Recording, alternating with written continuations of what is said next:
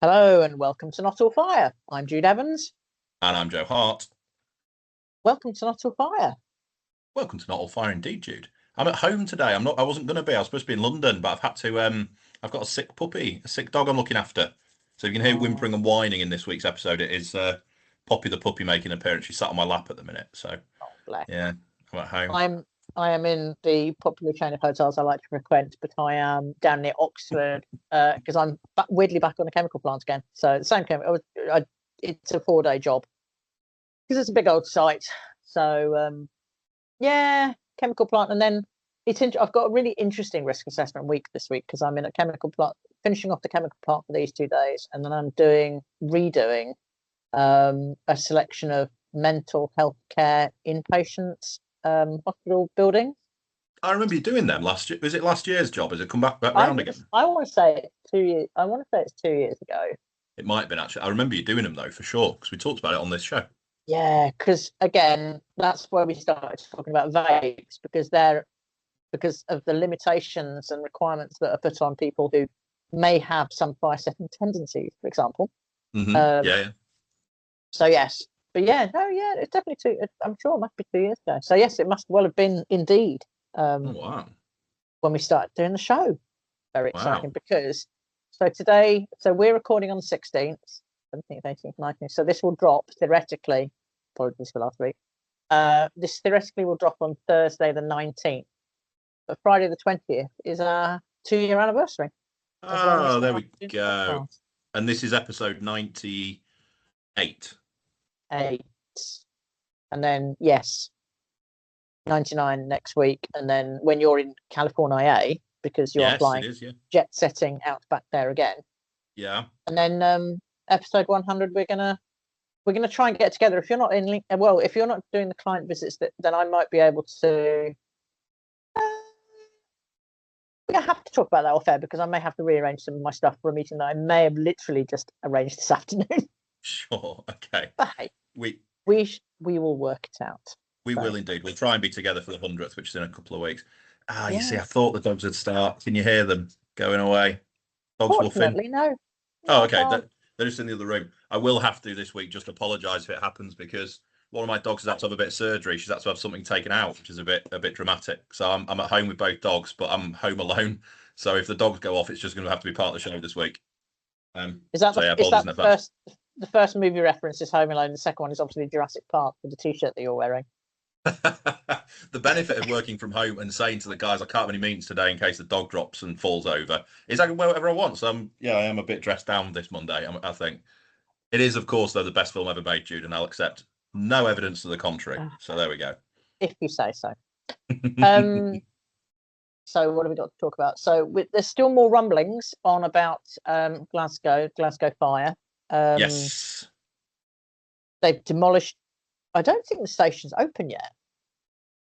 No, there is a reduced. I got on a train the other day at Preston, and it down to London. And it was coming from Glasgow, and it said this is one of the reduced services. So they are running some services back and forth. But yeah, I know that. And thanks to Roger who sent this to me. There was a BBC article about why are all of Glasgow's Victorian buildings catching fire? Because if you think about it, over the last 10 years, we've had obviously Union Corner. Or 20 years. We've had the Shack nightclub 20 years ago, Victoria's nightclub. We've had the Glasgow School of Art twice. Yes, of course. Yeah. Wow. And all of these are big, old school Victorian buildings. And it's a bit like, are we not protecting our buildings as well as we could be? I mean, they're Victorians, they're historic, so they're Scottish listed. We ought to probably talk about the differences between Scottish listings at some point. Is it A and B as opposed to 1 and 2? I think we mentioned it last week briefly. I don't know it inside out, I have to be honest, but I do some work in Scotland. I come across their listing statuses from time to time. So Scottish heritage listings are protected structures of special architectural or historic interest managed by Historic Environment Scotland under the Planning, Listed Building and Conservation Areas Scotland Act 1997. They're classified into categories A, B, and C. A, B, and they C. range from, Okay, right. Yeah. So we've got 1, 2, and oh man, come on, 1, 2, 1, 2, and 2 2A? star. 2 star. That's it. Yeah. So we've got A, B, and C. National importance, local landmarks. So category A is about 8%, which are buildings of national or international importance, of which certainly Glasgow School of Art was a category A. Okay. Category B, which is most of them 60%, buildings of regional or more than local importance. So this we know, Union Street was a category B. Oh, was it? Okay, I wasn't certain on that. Okay, that's useful to know. Oh, I read it somewhere. Yeah. And then I heard it on the radio. And then category C, which is 32%, are buildings of local importance. Mm-hmm. And the scope can cover everything from the entire building to obviously just certain parts. Like, for example, where was I? Oh, I was in central London with Josh last week. We did a little tour. I visited. I took him with me. We visited a building that's a flat block that's undergoing quite a lot of remediation to make it safe. Then we went to Bermondsey in central London, and I didn't realise that Bermondsey was in central London when I booked all of this until I googled it and went, "Oh my god, it's right on the edge of the congestion charge zone." Oh right, yeah. You've I been was to like, Bermondsey. My old office was Bermondsey. We went Bermondsey together. well, Sort yes, of. that's what I thought as I was driving around the roads, and I was like, I'm sure I've driven down here, Joe. This all looks really, really familiar. Oh, you don't want to drive around Because there. I was driving. Bloody nightmare driving around there. Yes. I mean, to be fair, the road gods were really, really good. Okay. Actually, all of Wednesday, so I can't complain. And we went to Bermondsey Old Town Hall, which is now converted into flats, of which we're potentially going to do some work there. And it was so nice. We sat outside. There's a little park just outside Bermondsey Old Town Hall, which we sat and had lunch.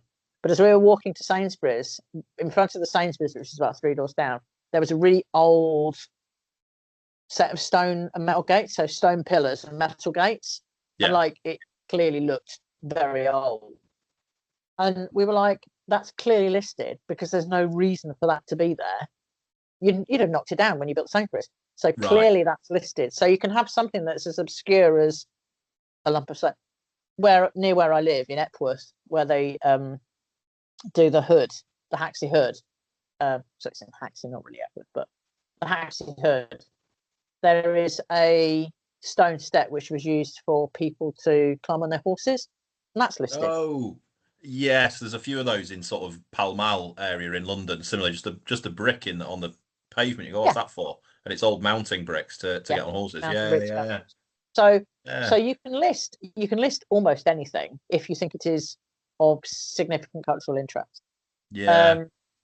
So as well as the 3 grades in Scotland, you can have scheduled monuments, which are archaeological sites, registered parks and gardens, registered battlefields, sites of significant conflict, and then World Heritage sites like Orkney or probably parts of Hadrian's Wall. Are there any parts of Hadrian's Wall in Scotland? I don't think there are there?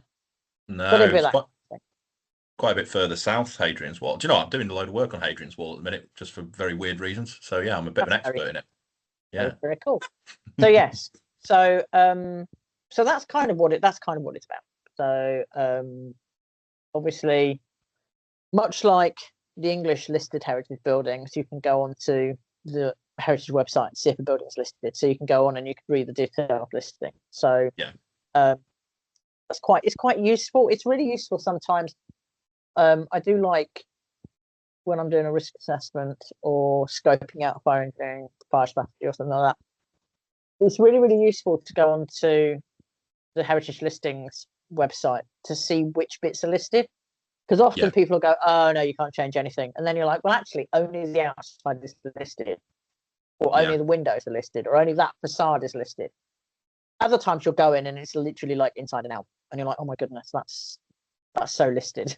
Yeah. No, it's always good to get that background history on the project, like as much as you can. I put it in every report and fee proposal just to demonstrate I've researched the building a bit, show that I've put a bit of extra effort in. Yeah, it's really useful because then people appreciate that you understand the building. Yeah. But I mean, going back to all of these buildings, they're all Victorian pre-war buildings. So is it the fact that areas are not, if areas are empty, are they not checked? Again, this boils down to if you're doing a fire risk assessment, if you're part of the building, how do you consider the rest of the building? Which is what we talked about with Glasgow vape shops last week, wasn't it? In fact, it ended up being the title of the episode, I think, didn't it? About Pretty Glasgow. much. But then one of the questions was we discussed how much should you do an FRA or update your FRA based on the risk elsewhere in the Next building? door, yeah. Yeah, But yeah. if you've got an empty part of a building, I mean, the thing is, and we all see those clips on Instagram and TikTok and Facebook of all of the what do they call them? Like free roamers, or the people that break Urban explorers, is that what they call urban themselves? explorers. Thank you Yeah, very much. yeah, yeah. That was the words I was looking for. Yes, I mean, don't get me wrong. I absolutely love exploring a building. It's Yeah. why I do the job that I do. I love poking around, and it's really, really interesting, whether it's occupied or whether it's not. And I've done Yeah. I did a very unoccupied building that had been empty for about 10 years last week because one of my clients is about to buy it to do some work for it. And it's great fun, but poking around all sorts of old buildings. Yeah, We yeah. get paid to do it, though, to be fair. We don't do it for fun and then upload a video to the internet. But No. I mean, it's a good market to get into, I suppose, if you want. But Yeah. we might stop getting those jobs then. But the problem is with that kind of urban exploration, and I've seen a few where they've gone into big buildings, is that you rip open a door, you smash a panel to get through, you break a window. So all of a sudden you're enclosed building that you thought was fairly compartmented and fairly well fire-doored up actually isn't as good as you think it was. Or somebody's been in there and nicked all the pipes, all the boilers, or they've ripped a load of pipe work out, or they thought it's empty, so they've taken the sprinkler pipe work. So I don't know. It's I suppose it still boils down to the should you be more aware of the surroundings of a building if there are party walls, if there are shared spaces. Yeah, I remember I did a prosecution statement for the HSE for a case recently, a building collapse, and that had been deteriorated because people had gone in and stripped the lead from the roof and the all the pipe work and cables and that. So nobody really had a true representation of the state of that building because it was just an open secret. Go and help yourselves to whatever you want in this building for quite a number of months in the city centre there.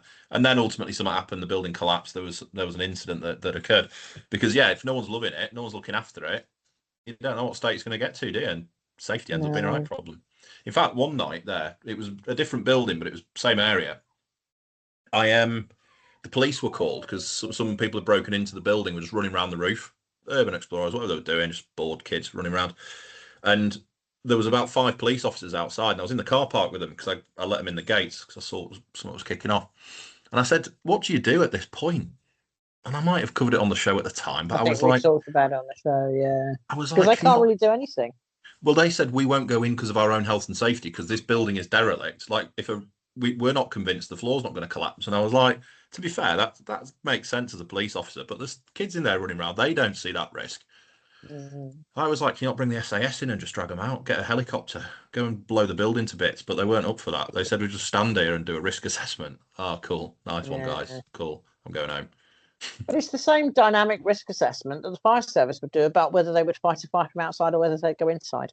Yeah, which we said about Glasgow. Now, one thing I'd like last week with Glasgow, had we seen the video at that point of the fire extinguisher chap?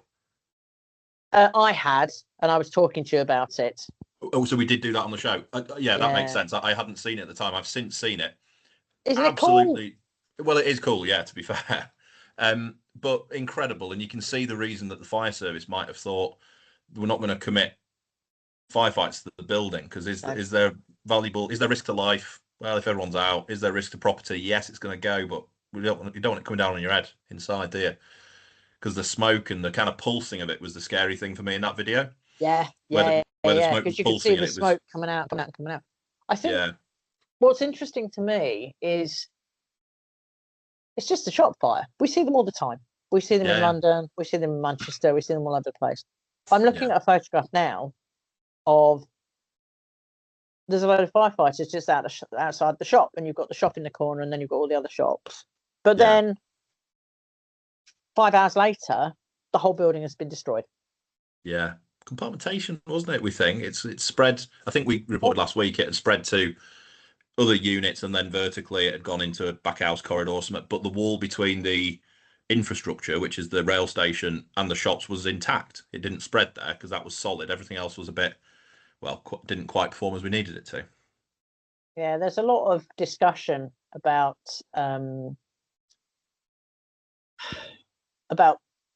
leaving buildings empty. That was Yeah. the main thing that I've got from reading the article about why we think there are so many fires happening in this type of building. Is because you'll have a landlord, but then you'll have so many different tenants, and Yeah. each of the tenants that kind of, all right, I own this part of the building, or you have a freeholder, and then you have lots of leaseholders, and so Yeah. it's hard because you're like, well, I don't want to do anything with the building yet, or I'm going to keep it empty because I don't want to pay tax on it, or I'll take the roof off it Yeah. because I don't want to pay tax on it. So I don't Who know. was I talking to about that recently? It was someone about bloody what council tax you pay if you own a property, but it's not, no one's in it. If you own a property that you could rent out, you pay council tax on it as normal. But if it stays vacant for over a You year, they have to like, pay double it. yeah, Double that's it. council That's tax. exactly, which I'd Yeah. never heard. And do you know what? It was just someone at work. We were talking about like renting houses out. But yeah, the council to de-incentivize that, Yeah. double or treble your council tax if it's been vacant for over a year, as Yeah. a way of just saying get someone in there, like get using the One of building. our one of our friends lost her mum 4 or 5 years ago, and it's taken a long time for her to be able to get the house cleared and get to a position where she can put it on the market. And basically, yeah, she's been paying double council tax on that for 4 years. Wow. I've never So heard of yeah. that. It was just a thing that we were chatting in the work in the office Yeah. about property generally, not even to do with work. But yeah, new fact for me that I learned. No, it's good. It's good. Um, so have you seen all the well? So have you seen the new Welsh fire safety legislation and the Welsh Building Safety Act I information that's just come out? I have not. I've seen that it's a thing, but I don't know anything about it. I've just saw some headlines. That's it.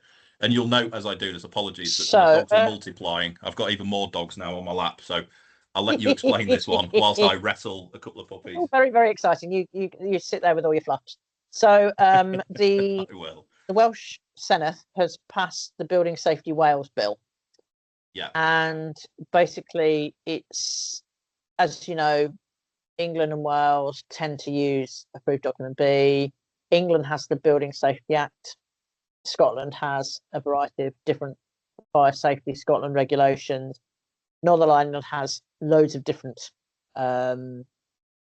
all kind of all the different areas, individual countries within the United Kingdom, Great Britain, and the surrounding areas. Yeah.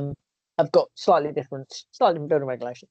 Like, for example, Wales started putting in sprinklers in houses from like 2010, I think it was, something Yes, like of that. course they did. Yeah, of course. So I'm going to read from a combination of Inside Housing, where I get all my news, and the Welsh government pages, the English version of the Welsh government pages. You'll be pleased to know. Sure. Okay. So the bill, which follows England's changes after the Grenfell Tower tragedy of 2017, establishes a new building safety regime for residents of shared buildings, regardless of height or tenure. Oh, okay.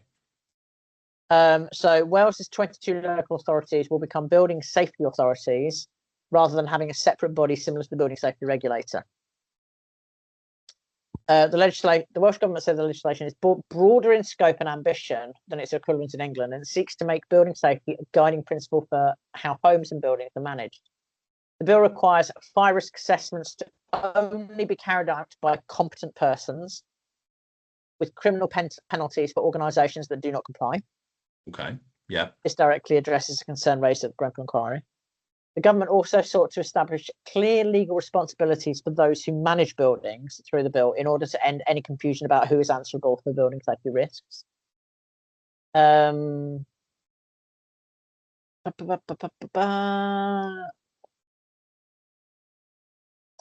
they're also looking at the building safety. They've got about 470 buildings that are being built currently at the moment. Okay. But the government, the Welsh government, basically says the three core principles that underpin the bill are safety. The bill requires that risk assessment carried out by competent persons, as we said. Accountability. The legislation establishes clear legal responsibility, but also a resident voice. The bill empowers residents with clear routes of redress and a stronger say in matters affecting their homes. Yeah. So that's a really big thing, that like a third of the stuff is relating to resident voice. I'll see if I can find any more detailed information. But it seems to be a really, really big change in the way that it seems to be more improved than the English legislation, and it's really interesting that they've really pushed the resident voice, which is really good, really. Well, that was a huge finding of the inquiry, and I think back to an episode that I'd love to repeat at some point that we had with Elspeth about the new person-centered risk assessments and all that stuff that's now coming in, because we're in that realm starting in April, right? So we're only a couple of weeks away. And I think at the time we said Elspeth will come back on when it launches and see where we're at, because there was a couple of unknowns at the time. But clearly this Wales bill has lent heavily into that. Like it's about the residents and that they have a voice of safety in their own premises, and rightly so. But what's really interesting is that I've just found the page I was looking for, which it applies to all regulated buildings. That's residential buildings with 2 or more units. I do thousands of fire risk assessments for various local authorities, and at the moment we are doing risk assessments for properties that have got most of them have got 3 or more dwellings. Yeah. And what we're saying is, if this one particular local authority wants a risk assessment of a building that's got 2 or more dwellings, that's basically a semi-detached house. Right. So we're doing semi-detached houses on an as and when basis when requested by people who are selling their houses, because it's part of a solicitor will turn around and say, you're selling your house. I mean, this is really interesting now, because if you buy a house that's a semi-detached house and you're the freeholder of your semi-detached house, and your neighbour is a freeholder of a semi-detached house, do you have to get somebody in to do a fire risk assessment before you sell your house? Oh, it's a headache, isn't it? And as with everything in legal work, and all my legal textbooks are back there somewhere, and I do this all the time. I find myself opening them and thumbing them. It's always a definition, define building, because is a row of terraced houses one building with multiple units inside of? Equally, is 2 semi-detached houses in a single structure, let's use that word, is that classed as a building? I don't know. Maybe you could make the case. That's the point. Yeah, the legislation applies to all regulated buildings, and in brackets it says residential buildings with 2 or more units. Yeah. So the problem with these is it's all about making a case and pulling apart the definition word by word. So let's say that I was incentivized to say, if you had a semi-detached house with 2 buildings next to each other, house number 1 and house number 2, you were incentivized to make the case for it. You could say that is a single building from the outside. If you didn't see 2 front doors, you could argue that that is a single building that sits there, and that there are 2 residential dwellings in there. There is family A and family B. They both live under one roof. The roof is literally continuous between the 2 houses, albeit they are different addresses. It is one building. Thereby, I'd make the case you need to do a fire risk assessment. Then, equally, you could go on the other side. You could say, let's try and argue against it. You'd say, okay, albeit it may be one building to look at from the outside, but you wouldn't look at a terraced row of. You wouldn't look at a street with 100 houses on and go, "There's only one building." You'd reasonably say there are 100 buildings. Well, And you get no. stuck into that kind of realm of the arguing back and forth, don't you? So some of my local authorities, one roof, one building. Because if you're replacing the roof, you replace the whole roof. So you come to me and say, I've got a terrace with 20 houses. That's one building. We're doing one risk assessment. And you could quite comfortably make that case, to be fair. If you define what a building is, you could reasonably make the case. It's really challenging because I say it's really challenging. People pay you to do the things, don't you? So you just do the things. But we're going out and doing an extra 300 fire risk assessments over the next year, where we've got, because one of my local authorities in one of the towns has got so many properties, which is 2 flats on the ground floor, 2 flats on the first floor. 2 flats on the ground floor, 2 flats on the first floor. Okay, yeah, I'm with you. So it's a big square building. It looks like a semi-detached house, but actually the ground floor is one flat, the upper floor is another flat. They've all got separate entrances. There's no shed spaces. The roof is shared, but it is a residential building with 2 or more units. Yeah, I mean, that was where I was going to go next in my head of like, if we do have your circumstance there, it's perfect. I hadn't even thought of that, but let's go with that. So let's assume it's a kind of two-story first floor flat, goes up a little set of external stairs into the house or into their flat. Downstairs just has a patio door in and out. You'd say, well, what am I actually risk assessing? There's no common area. But now, of course, you do have to risk assess the building and the external wall and the structure. So you would have to. Which is what we're doing. We're walking around. We're looking at the external walls. We're looking at routes of escape. We're looking at, are people storing stuff in their garden? Yeah.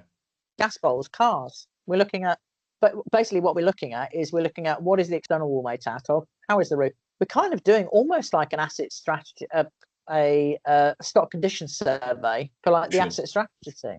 We're almost, but we're only looking at fire safety. Yeah, and that's fair, isn't it? Because that's all you're obligated to do, but it's all you can reasonably do. You can't knock on the door. Hello, can I come in, look at your kitchen? No, you're not coming in my. Well, this is the next thing. The next thing is that it's all about compartmentation in roof spaces and loft spaces. Yeah. So we'll go to a block of flats. It might be 3 stories. It might be 2 stories. It might be again 2 and 2. It will have a single communal there. Then there'll be a loft hatch, and then you go into you poke your head up in the loft hatch, and you want to see party wall. You want to see oh, come on, brain, you had the word just then. You want to see a physical separation compartmentation barrier.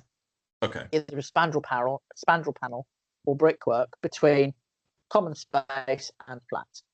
Yeah. We've got the compartmentation tick. It's what we look for in new builds all the time. Some of the older ones, it's slightly different. And there is a mix of compartmentation and whether it's been affected. Now, going back to our 4 flats in a building, might even be 6 because you can have internal. How do we check the compartmentation in the roof? You can't, because you'd have to go into a person's house to go up and check the compartmentation. Yeah, I get it, because there's no communal hallway or communal corridor or stair that you go into. Oh yeah, how do you check it then? It's really complicated. So at the moment, we're having those discussions. There has probably been an asbestos survey in the property because it is of an age of that. So then we turn around and go, oh, let's have a look at the asbestos survey. Right. Okay. Are there any photos? Can we see anything from somebody else's information? Because at least then we can turn around and go, yes, there is compartmentation, or no, there isn't compartmentation, is the first question. But we still probably have to go back and see how good it is. It's quite challenging. Yeah, and it's not written in a book anywhere, is it? I found myself saying that I had a management problem I had to deal with recently, and I remember, and I said in the meeting with the rest of the management team, I was like, this thing isn't in a management book. We just got to deal with this, guys. Like, let's hit it head on. But it's the same for you there. There isn't a piece of guidance under the fire safety order that tells you about access to flats and if it's council and this circumstance. So yeah, but it's tricky on that. I'll give you that. It's quite challenging. You just reminded me of a job I've been on. Here's a question for you. Oh, Well, it's a question of, have you ever seen this? Because it was new to me. I love when people in my team teach me things, and I love it because I don't know anything. I'm one of the least knowledgeable people in my team, in fairness, because I do the fewest projects. So they come to me with experiences. This is one of my guys. So they were on site. TVs mounted in ceilings in hospitals. yes. Oh, new to me. Haven't seen it. And the special lights. They have the mounted lights where they've got the images that change. Yeah.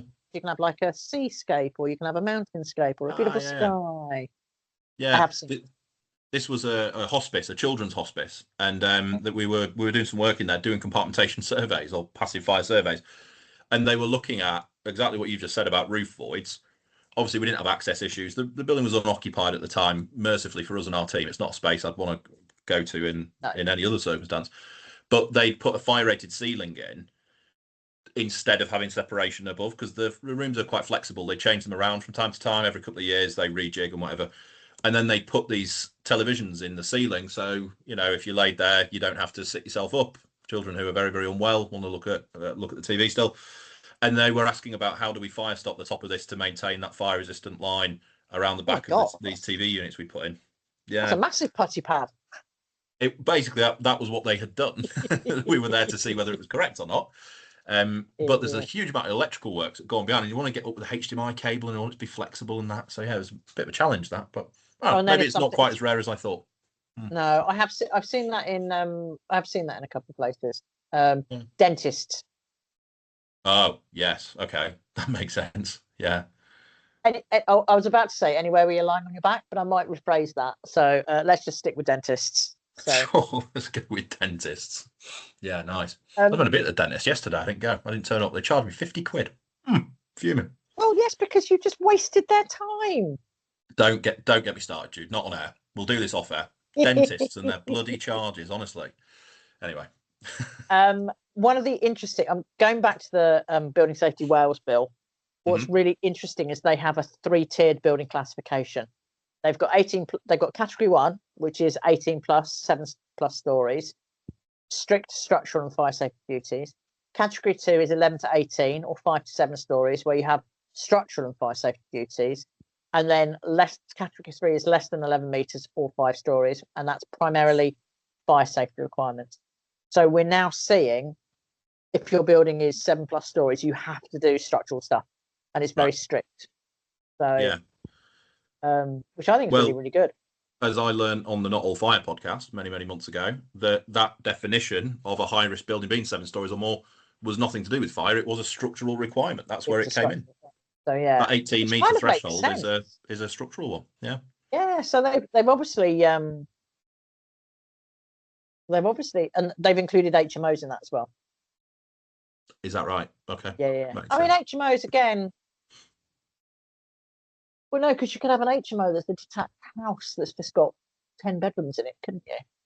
And do you know what? Not to be cruel to anybody in the world here, not to be facetious, but I'm going to say this and probably regret it. But if I get an inquiry to the info box, let's say we get 10 inquiries in a day. Do you want to bid on this project, that project, this one?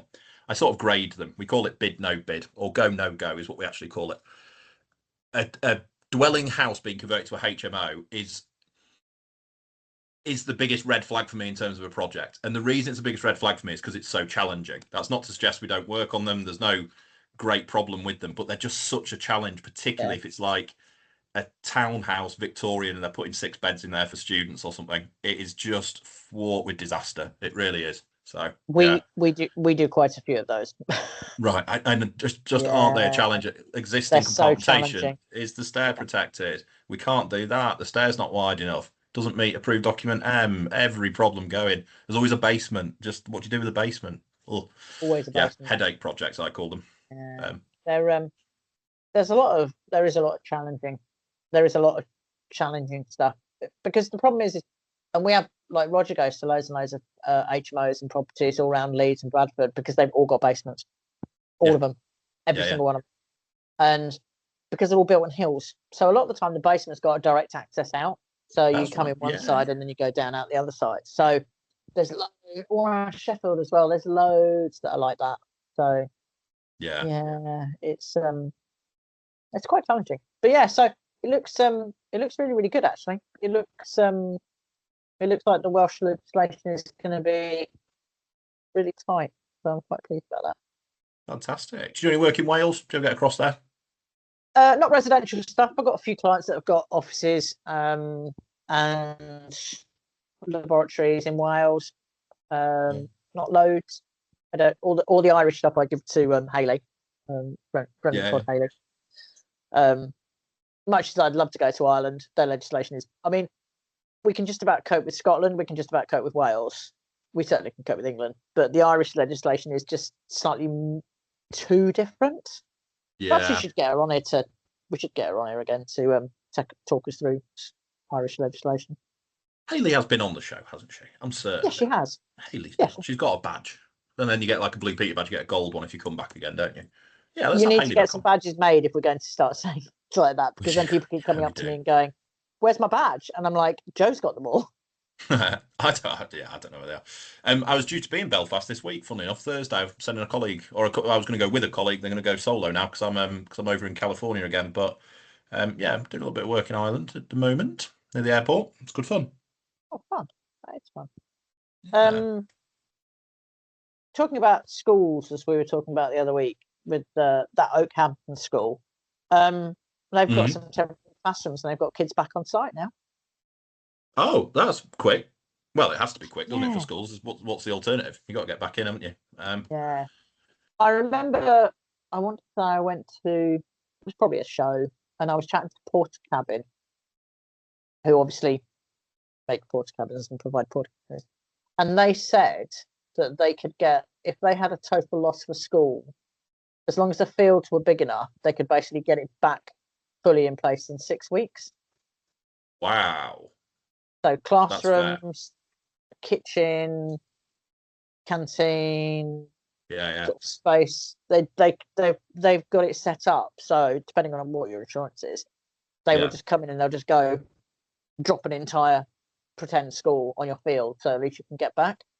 Yeah, all prefabricated stuff, is it? Like it's just it's ready to ship out. Yeah, that's great. Yeah. That's good. I know when one of my school clients lost their kitchen in a fire. I don't know how long ago that was now. Pre-COVID.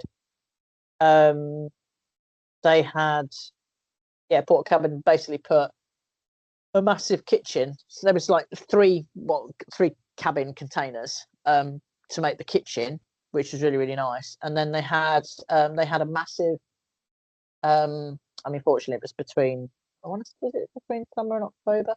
Oh no, it was between Easter and the summer. And so it wasn't cold. So they had a massive big marquee sort of on the playground where the kids could go to eat. That's quite good. Yeah. But huge amount of disruption. There was a school fire this week that I sent you just before we came on air over in Oldham. Told me. I'm doing a school in Manchester tomorrow. It's why it caught my eye, funnily enough. I'm on site tomorrow doing a school refurb job. But it was a science lab in the middle of the afternoon during class. But do you know how cool it was? It had sprinklers and the sprinklers controlled it. Ah, that happens. That's good in schools. I know, right? It's almost like that we should put sprinklers in schools. Maybe. Do you know the other week on this show we what did we do? We did BB 100 and it's sort of removal from some Department for Education guidance, and it was a really good catch. It was one of your team, wasn't it, that caught it and chucked it into the show for us to talk about. But yeah, it was good, and I've looked into it since because, as I say, I'm on site tomorrow doing a school fit out, a bit of a refurb strategy, recladding and adding an extension. So I consulted it, and yeah, I'm not going to use BB 100 for it. I'm using 9999 because within the guidance, it's a bit of a tricky one as well. There's a lot going on, but so it was a really good catch from the person, the listener, your team, Chris. Okay, that'll do. Good catch from Chris. I'm getting so many now. I can't keep track of everybody's name. So the fire, Newman Roman Catholic College in Oldham, was temporarily closed following a fire that broke out in one of its science labs on last Wednesday. 10 to 2. The incident involved a wooden workbench and generated what witnesses described as an electrical burn smell shortly before the school was quickly evacuated of hundreds of pupils and staff. The firefighters arrived using gas monitoring gust monitoring equipment to assess the scene before extinguishing the blaze with the hose reel. The fire resulted in damage to the lab where it originated, but the head teacher basically explained, saying that the college's fire suppression system had activated swiftly, limiting the fire spread. Fantastic. A sprinkler save, they call them, don't they? It did. I mean, they did then turn around and say water discharge from the suppression system caused second damages to second surrounding areas, impacting 11 classrooms. But if you have an uncontrolled fire, you lose the entire building. Yes. So yeah. Swings and roundabouts. Yeah. And I'm going to suggest that if it had sprinklers, it was probably made of plasterboard. Yeah, that's true. That's fair. It looked like quite a new school, didn't it? I looked at the pictures just before we came on air. It looked a relatively new build college. They got everybody out in 3 minutes. Oh, that's pretty damn good for a school. Not bad, is it? Not bad, not bad. Well, that's good. I was, as I say, tomorrow I'm on site at a school where they're schools very often have quads, don't they? Quadrangles in the middle where they've got these sort of little gardeny spaces, and they're infilling one of those and adding a story to it. So taking the roof lights out and putting a new slab in to make some 2-story areas. So it's a bit of a complex, one to visualize. So we're having to go to site to see how it works. Our biggest issue, well, it's not an issue. Our biggest, we don't call them problems at Delta. We call them solution opportunities. So our biggest solution opportunity we've got tomorrow, because problem is negative and we try to be positive, is the knock-on effect. You know, you've got another floor discharging centrally. Where do they go, and what's the additional occupancy? So merging flow. They're going to create some merging flows. They're putting 2 stairs in there, which is handy. They don't need 2 stairs, but they've already scoped for it. So yeah, that'd be nice. And then, as we say, just to continue on the plan from there, I'm then flying on Wednesday morning back over to California, and the next episode of this will be over there, like I did a few weeks ago. So are you going out with a member of your team this time? Were you going to go out with? No, because we've bloody.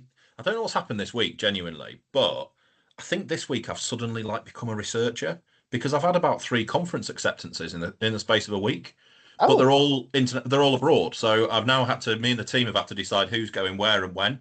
So I'm going to France in June now to the International Association of Fire Safety Science, IFSS conference, 5 days in France. And then Maryland in August, and then California again in September. So we've had to redo everyone's schedule to make sure we're all doing an equal share. And the field work trips. Such an international jet setter. I know. The international trips are a bit, the field work ones are a bit full on, because it's like 18,000 steps a day. So everyone's left this one to me.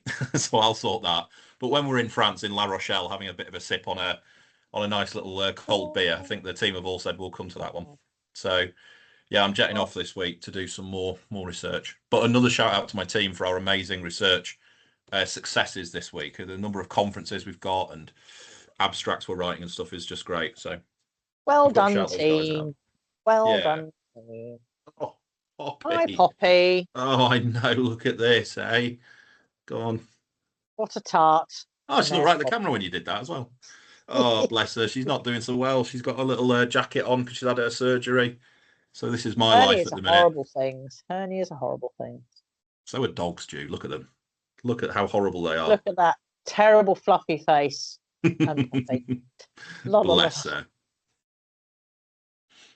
Maybe for the show photo this week that goes on LinkedIn, we might have to get the dogs in as well for this kind of, if we can, an accurate representation of the episode, which is accurate of the mentality and the craziness. So you're off to California, eh? We're going to record in somewhere or another next week, as we often do. Yeah. It's quite exciting. So your California trip this time is going to go to the Palisades, aren't you? Yes. So I'm in a place called Temescal Canyon, which is just north of the Palisades. It's where the big fire started last year, basically, in Temescal Canyon. There was a previous fire called the Lackman fire that had happened just a few days before. That had been extinguished. It was an intentionally set fire, but other than that, it was routine. The fire service did their thing. Fire was out. But the fire continued to burn underground tree roots. So when the winds picked up, they took the top layer of soil off, and it spread from exactly where I'm going to Mescal. And the thing I'm looking at, which is quite interesting, I'll drop in now and I'll be able to report back next week on on my findings is there were multiple fires in Los Angeles last year, as we know. We've covered many times on the show, and anyone in fire probably should have awareness of.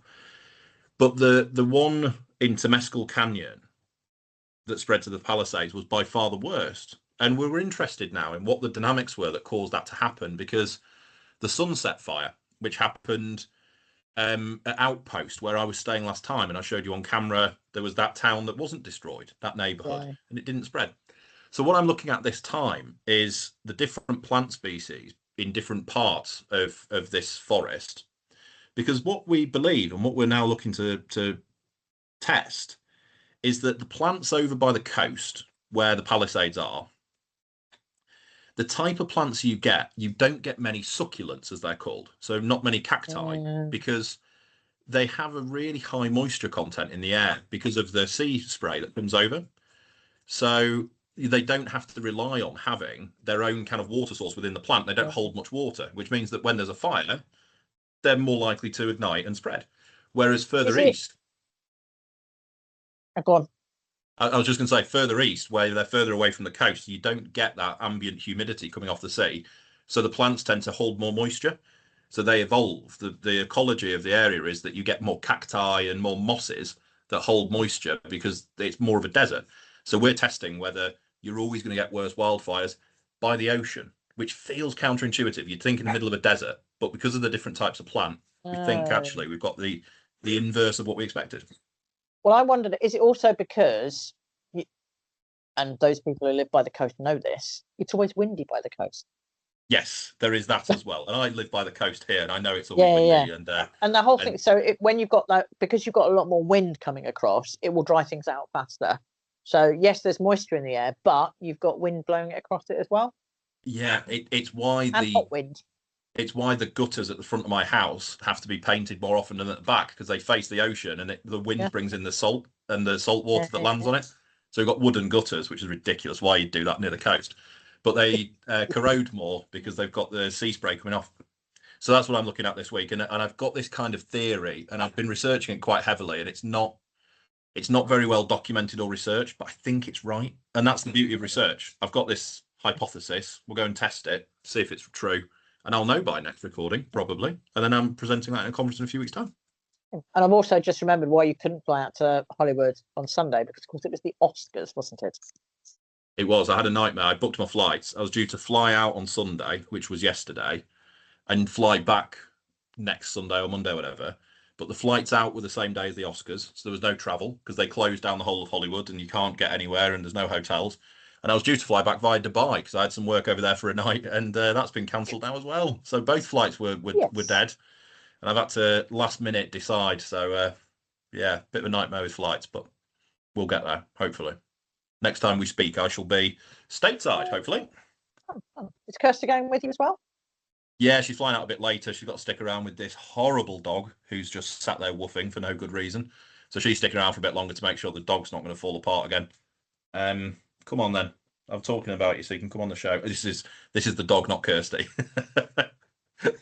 Ooh, digging yourself out of the hole there. I'm talking about you. Hi, Poppy. That was funny, wasn't it, Poppy? Yeah, she's going to stick around, make sure the dog doesn't fall apart, but she'll be with me as well next week, yeah. Nice. Well, it's amazing how much we can talk about nothing, isn't it? There we go. That was a good episode. A good Seinfeld episode, I call it. The sitcom about nothing. We did loads in that episode. That was good. I liked that. We did. We covered. We always managed to cover enough. So, well, I will look forward to chatting to you next week when you can tell me about California, and I can tell you about more intricacies of mental health institutions. It's quite interesting. Because they're all to HTM codes, you can have massively extended travel distances in roof voids. Is it that 20 meters under HTM you can have? No, it's further than that. We can talk about it next week. It will give us some content to talk about next week. Sounds good. All right. I look forward to it. Leave everybody in that cliffhanger there. How far is it going to be? Love it. Well, thank you, Jude. I shall see you next Tuesday. Poppy is very grateful for your time as always, and we shall see you on episode 99. Thank you, everybody, for listening. Thank you, everybody, for watching. Please stay tuned. If you've got any questions for Joe or occasionally for me, please drop them all to us at knucklefire@gmail.com. Knucklefire@gmail.com. What do you reckon, Pops? Happy. Nice one. Cheers, How you Jude. feeling, Poppy? Rough. Oh, that's the end of the episode as well. I can't even battle it. Great. See you next week. See you next week, guys. Cheers, Jude. See ya. Bye now.